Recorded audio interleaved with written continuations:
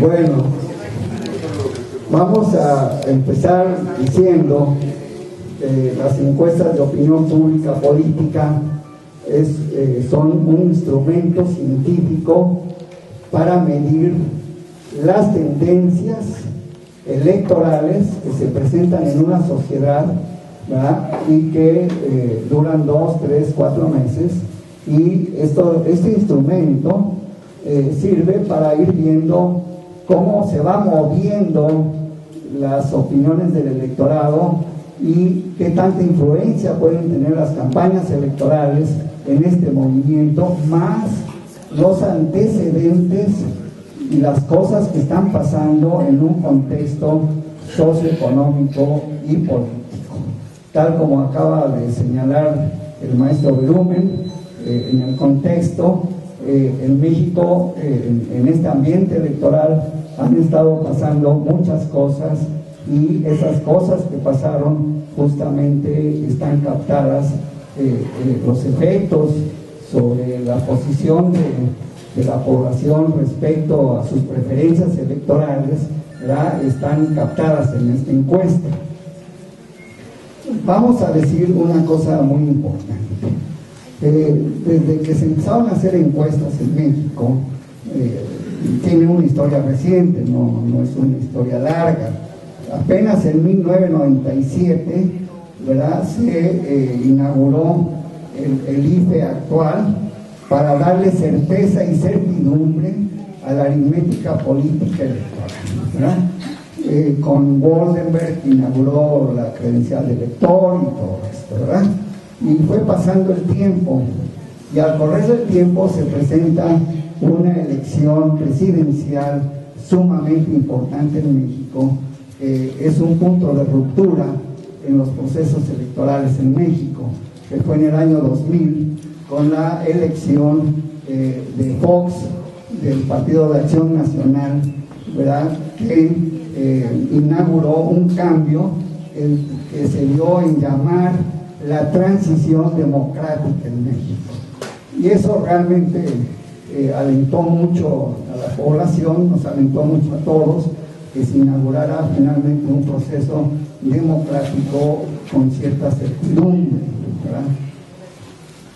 Para hacer referencia a las encuestas electorales, voy a decir que en el año 2000 las encuestas electorales, ¿verdad?, efectivamente había 2 o 3 encuestas muy disonantes, con resultados que eran muy divergentes de la mayoría de las encuestas. Y las encuestas, había una multitud como de 15 casas encuestadoras, ¿verdad?, y estas encuestas aparentemente se dividieron en 2 grandes grupos, pero lo importante es que las diferencias entre estos 2 grandes grupos de encuestadores no eran tan grandes, ¿verdad? No eran tan grandes. Y así se fueron moviendo las gráficas. La Bastida a veces subía un poquito, a veces bajaba, Fox volvía a subir, y se fue midiendo todo esto, ¿verdad? Y llegamos al final de la elección, o sea, al momento ya de ir a las urnas, llegamos con cierta certidumbre, cierto humor de que era muy probable que Fox iba a ganar, ¿verdad? Efectivamente. Y esto le dijo a la población, ¿verdad?, que las encuestas que se habían hecho, ¿verdad?, previamente, muchas de ellas habían pronosticado ese resultado. Esto le dio un prestigio a las casas encuestadoras muy grande, ¿verdad? Pasa el tiempo y viene el 2006, una elección presidencial muy controvertida, pero también, ¿verdad?, se bifurcan las encuestas, unas muy favorables a Calderón y otras muy favorables a Andrés Manuel López Obrador. Incluso eran más las casas encuestadoras que le daban el triunfo durante mucho tiempo, en tiempos electorales, le daban el triunfo a López Obrador. Y voy a mencionar dos, bueno, no voy a decir el nombre de las casas encuestadoras para no entrar en estimaciones.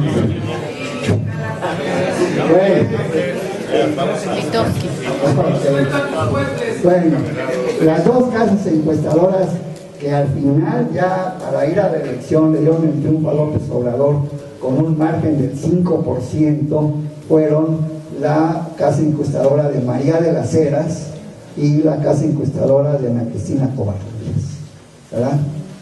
Las otras le daban el triunfo, ¿verdad? Como Mitoski y otras que ustedes han oído hablar, le daban el triunfo a Calderón. Finalmente viene la noche del 2 de julio y ustedes ya saben lo que pasó. No voy a ahondar en esa historia. Ahora llegamos a esta elección, ¿verdad? Y el punto característico de esta elección, ¿verdad?, es que todas las casas encuestadoras presentan un solo escenario y muy parecido entre todas ellas, ¿verdad? Ese escenario, ¿verdad?, ponía a Enrique Peña Nieto muy arriba con 25 puntos de diferencia contra Josefina Vázquez Mota y López Obrador en un tercer lugar, pero muy cercano a Josefina. Y así se vino, ¿verdad? Y toda la gente estaba preocupada. Y en particular nosotros, los académicos, estuvimos muy preocupados y dijimos, ¿qué está pasando con las encuestas? Y por eso tomamos una decisión de unirnos, unir fuerzas y buscar una alternativa. Y esa alternativa fue lo que ya han escuchado, la encuesta que nos hizo el maestro Berumen, una encuesta excelente que nos dio certidumbre, ¿verdad? Nos da una confianza muy grande en que la brecha entre Enrique Peña Nieto y López Obrador ya se cerró, y se cerró mucho. Prácticamente estamos ya hablando en esta encuesta de un empate técnico electoral. Es un concepto que se usa, aunque no es muy eficaz, pero este concepto se lo debemos a la estadística, que es una ciencia matemática medio complicada, pero en fin, así se le llama empate técnico.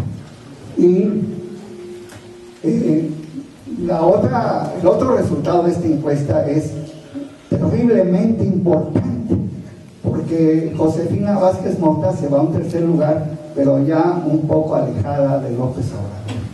Tanto es así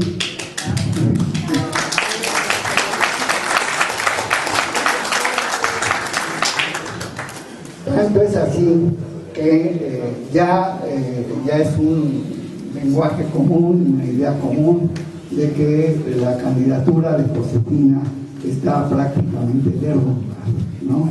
Y que la elección ya está definida para una competencia muy cerrada entre Enrique Peña Nieto y Andrés Manuel López Obrador. Ese es el resultado.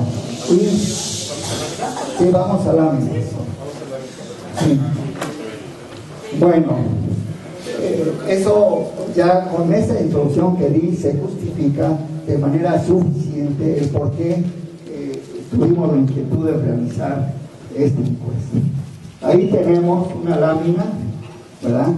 Como les mencionó el maestro Berumen, ¿verdad?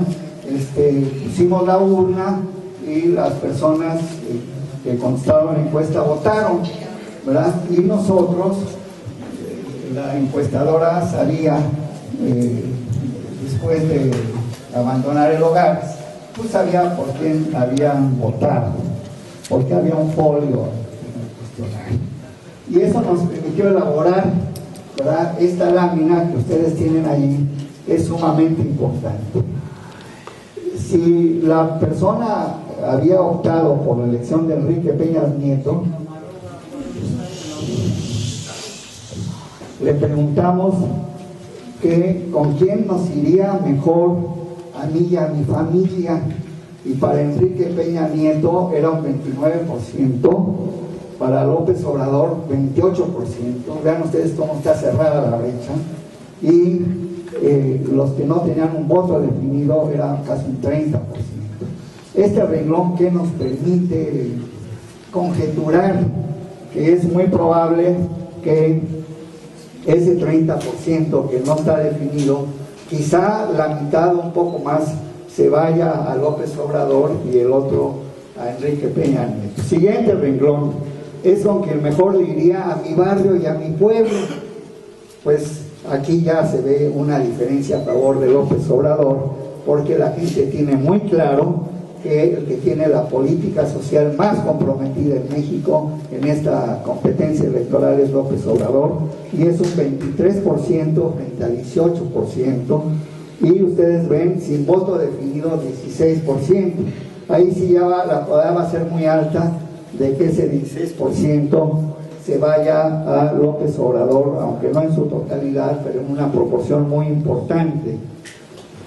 Luego sigue la siguiente: el que ayudaría de verdad a los pobres y a todos los que necesitan ayuda. También se ve muy claro que la población tiene muy claro que la opción del proyecto de López Obrador, ¿verdad?, favorece, ¿verdad?, a los pobres, y ese 17% de indefinidos va a engrosar los votos de López Obrador, ¿verdad?, porque ha hecho muy bien su trabajo. Y aquí el 13% de Peña Nieto contra el 9% de López Obrador es que está muy reciente la propaganda televisiva de que Peña Nieto ha hecho puentes y carreteras y todo, y que lo hace muy bien.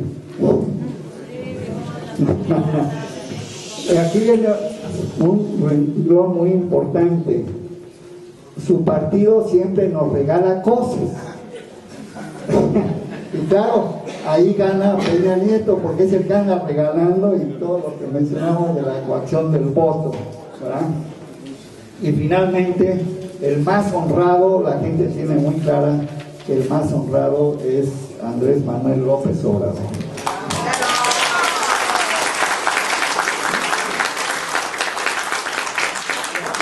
Gráfica.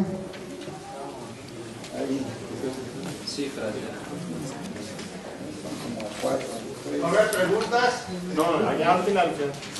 Sí. ¿Por qué medio se entera de las noticias?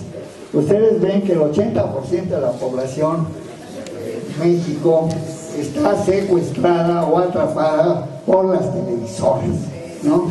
Y Enrique Peña Nieto es una fabricación televisiva, y no es nada de extrañar el por qué empezó con tanta opinión pública favorable. Afortunadamente ya se vino abajo. Y